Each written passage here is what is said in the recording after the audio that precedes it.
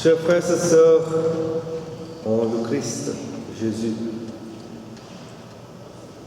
aujourd'hui je voudrais méditer avec vous sur l'évangile que nous venons d'entendre.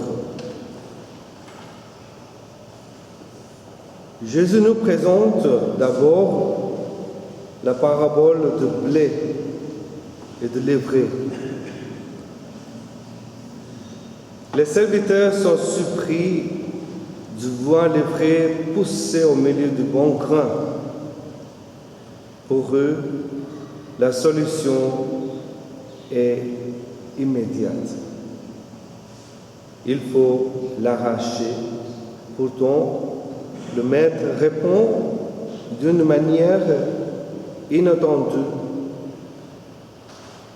Laissez-les pousser ensemble jusqu'à la moisson.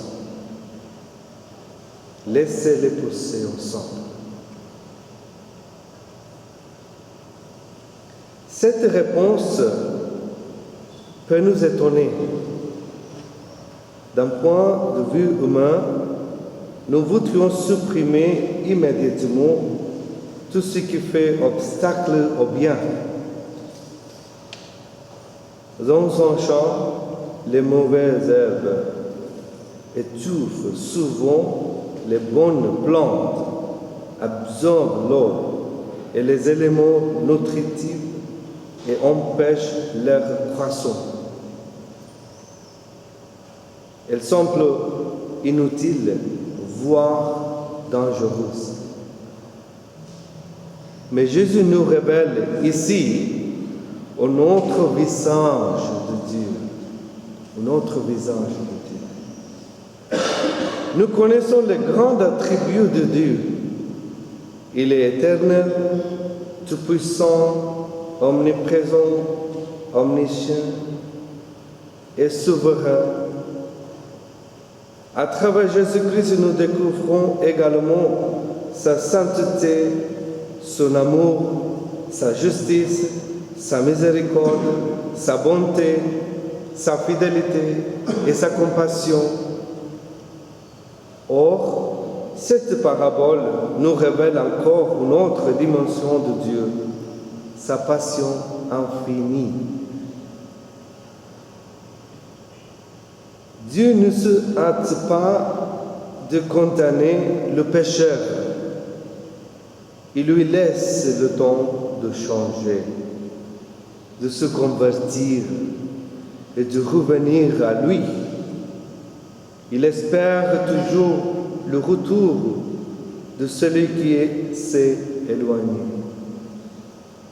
Bien souvent, lorsque nous sommes confrontés à des personnes injustes, violentes ou arrogantes, notre première réaction est de souhaiter qu'elles soient punies.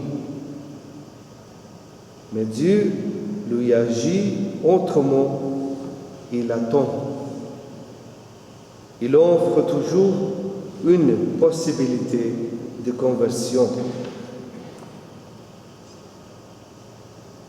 Toute l'Écriture témoigne de cette patience divine.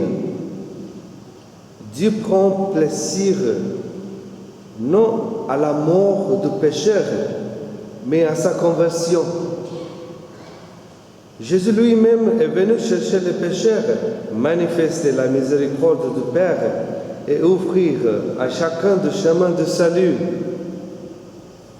Cette parole nous invite donc à la patience, à la miséricorde, à la confiance dans l'action de Dieu.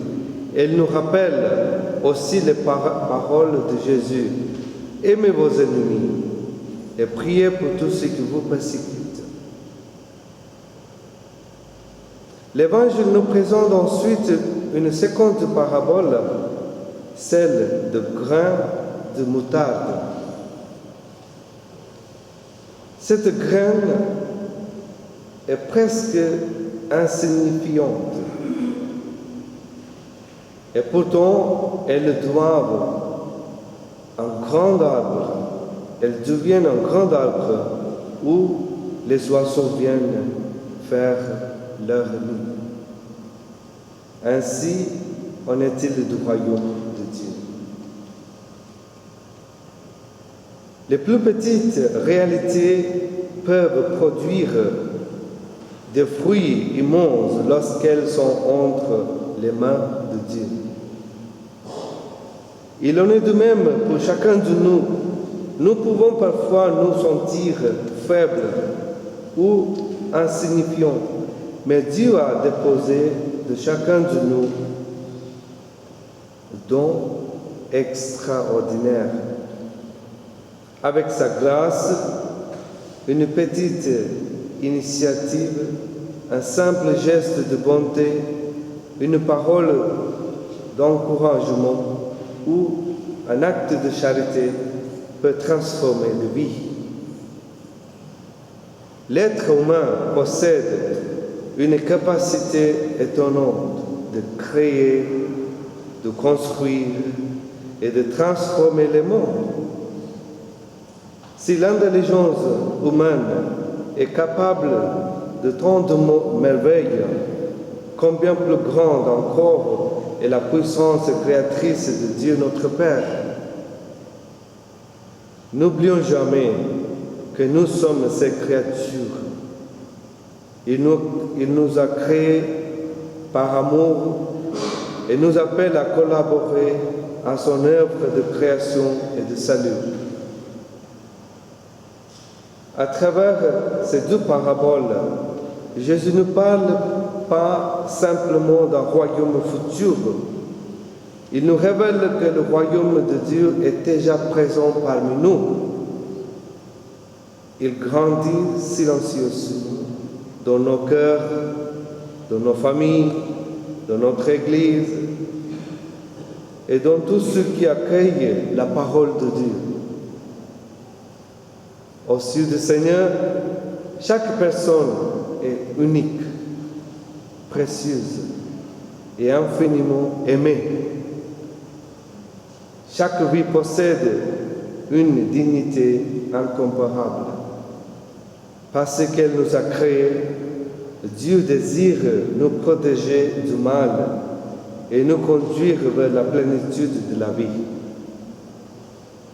Demandons aujourd'hui la grâce d'accueillir sa parole avec un cœur disponible, de grandir dans la patience, la miséricorde et l'espérance, et de collaborer généreusement à l'édification de son royaume.